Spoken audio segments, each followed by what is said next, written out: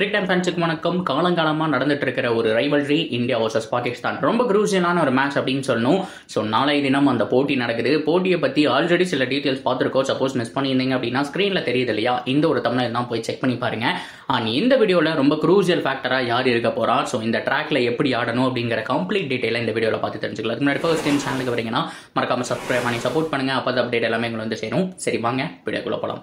So first of all எங்கே விளையாடுறாங்க அப்படின்னா நியூயார்க். இந்த கிரவுண்டை பற்றி அதிகமாக பேசியாச்சு. ஸோ 3 மாதத்தில் ரெடி பண்ண கிரவுண்ட் அப்படிங்கிறதுனால ஸோ இன்னும் அந்த பனிப்பொழிவு அப்படிங்கிறது இருந்துகிட்டு தான் இருக்கு. ஸோ பிப்ரவரியில் பார்த்தீங்க அப்படின்னா என்டையர் ஸ்டேடியமே கிட்டத்தட்ட பனியால் கவர் ஆயிருந்துச்சு. ஸோ மரம் கிட்டத்தட்ட ஒரு புல்லு கூட கண்ணுக்கு தெரியலன்னு சொன்னோம்.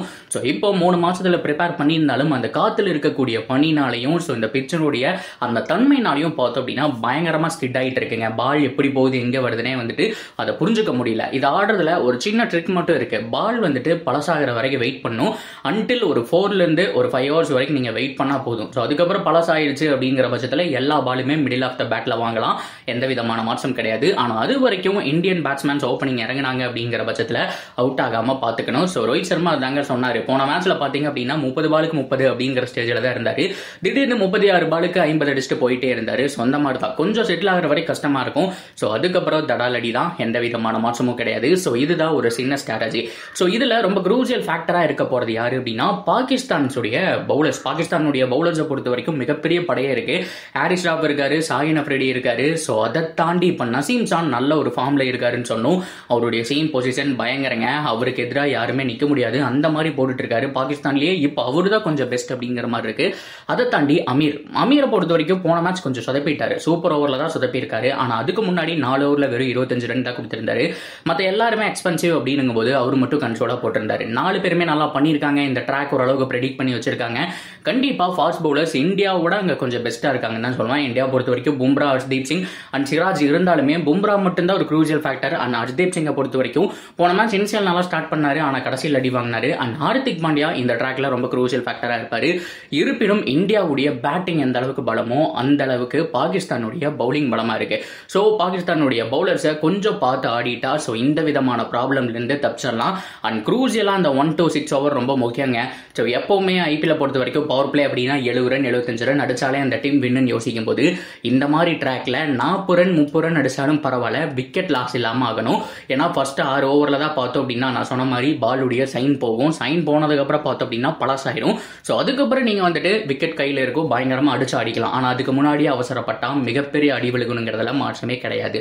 ஸோ 1 to 6 ஓவர் அப்படிங்கிறது ரொம்ப குரூசியல். இந்தியன் பேட்ஸ்மேன்ஸ் இறங்கினாங்கன்னா பார்த்து அடிக்கணும். அண்ட் அவங்க இறங்கினாங்க பட்சத்தில் விக்கெட்டா பார்க்கணும். பும்ராக்கு தாராளமா பவர் பிளேக்குள்ள 2 ஓவர் கொடுத்து முடிச்சிடலாம். அண்ட் ஸ்பின்னர்ஸை பொறுத்த வரைக்கும் மேக்ஸிமம் ஹெல்ப் பண்ணும் அப்படின்னு சொல்ல முடியாது, பண்ணாதுன்னு சொல்ல முடியாது. ஸோ நல்லா பண்ணாங்க அப்படிங்கிற பட்சத்தில் தாராளமா வந்துட்டு விக்கெட் விழுகும். அண்ட் நேற்று போன மேட்ச்ல பார்த்தோம் அப்படின்னா அக்ஷர் பட்டேல் நல்லா பண்ணாரு, ஜட்டுக்கு மேக்ஸிமம் ஓவர் கிடைக்கல.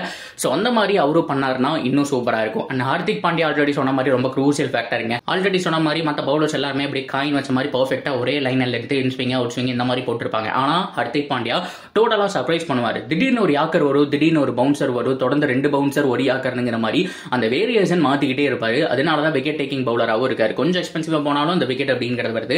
ஸோ ஹார்திக் பாண்டியா ரொம்ப crucial factor. Babar Azam opening பேட்ஸ்மேனை தூக்கிட்டோம் அப்படின்னா அவங்களுடைய மிடில் ஆர்டர் ரொம்ப ரொம்ப கஷ்டப்படணுங்கிறதுலயும் மாற்றம் கிடையாது.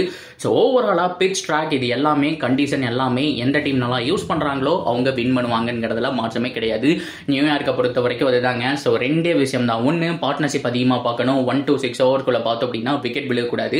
சிம்பிள் லாஜிக் இவ்வளவுதான். ஸோ பால் மட்டும் கொஞ்சம் பார்த்து ஆடிட்டா அந்த 1 to 6 ஓவர் சைன் போற வரைக்கும் வெயிட் பண்ணிட்டு அப்போ பார்த்து ஆடி இருக்க பட்சத்தில் இந்தியாவுக்கு டெட்லி பேட்டிங் லைனப் இருக்கு. 14 ஓவர் சாலிடா கிடைக்கும். ஸோ அதுல நீங்க ரிசர்வ் பண்ணிட்டு இருக்காரு, சிவம் தூபே இருக்காரு, மரணத்தனமா ஆடக்கூடிய ஆளுலாம் இருக்காங்க. ஆனா விராட் கோலி, ரோஹித் சர்மா இனிஷியல்ல விக்கெட் விடக்கூடாது. இது வரைக்கும் பாகிஸ்தான் கூட ஃபாதர் ஆஃப் பாகிஸ்தான் அப்படின்னு சொன்னோம்னா நம்மளுடைய கிங் கோலி தான். அந்த அளவுக்கு கிட்டத்தட்ட வேர்ல்ட் கப் லீக்ல ஆடின எல்லா மேட்சுமே பர்ஃபார்ம் பண்ணியிருக்காரு. மினிமம் 30, 20, 25க்கு மேல தான் அவருடைய எல்லா ரன்னுமே இருந்துட்டு இருக்கு. அதுலயும் போன தடவை இந்த ஸ்டேட்ல அடிச்ச 6 எப்பா இப்போ வரைக்கும் மறக்கவே முடியாது. ஸோ ஃபாஸ்ட் பவுலர்ஸ் வந்தாங்க, யார் வேணாலும் வரட்டும். ஆனா இந்த ஸ்லிப்பெல்லாம் வச்சு அட்டாக் பண்ணும்போது கொஞ்சம் பார்த்து ஆடணும். விராட் கோலி அவருடைய ஃபேவரட் ஷாட்டுக்கு போனாரு அப்படின்னா பால் உள்ள சைன் காரணமா பார்த்தோம் அப்படின்னா எட்ஜ் ஆகி கண்டிப்பா ஸ்லிப் இல்லைன்னா தேர்ட் மேன் எங்காவது போய் விழுகும். ஸோ அவர் கொஞ்ச நாள் பார்த்தோம் அப்படின்னா பொறுமையாக தட்டி ஆடிட்டு ஸோ ஒரு சில மணி நேரங்கள் ஆடிட்டோம் அப்படின்னா கம்ஃபர்டபுளாக 1 hour ஆடிட்டான போதும் மீதி இருக்கக்கூடிய ஒரு அரை மணி நேரம் 40 நிமிஷம் அப்படிங்கிறத வந்துட்டு கேமை எங்கேயோ எடுத்துகிட்டு போயிடுவார் கோலி. ஸோ பொறுமையாக ஆடுறவங்களுக்கு வெற்றி நிச்சயம்ங்கிறத மாற்றம் கிடையாது. இவ்வளோதான் கைஸ். ஸோ பாகிஸ்தானுடைய வீடியோ எல்லாமே முடிஞ்சு நிறைய பேர் கேட்டிருந்தீங்க. அண்ட் நீங்கள் என்ன நினைக்கிறீங்க? உங்களுடைய ப்ரெடிக்ஷன் என்ன? கண்டிப்பாக இவங்க தான் ஜெயிக்க போகிறாங்க. அண்ட் உங்களுடைய ஃபேவரட்டாக யாரை சூஸ் பண்ணுவீங்க அப்படிங்கிறதையும் தாராளமாக கமெண்ட் செக்ஷனில் சொல்லுங்கள். தொடர்ந்து அப்டேட்டுக்கு சேனலோட நினைச்சிருங்க. மறக்காமல் சப்ஸ்கிரைப் பண்ணி சப்போர்ட் பண்ணுங்கள்.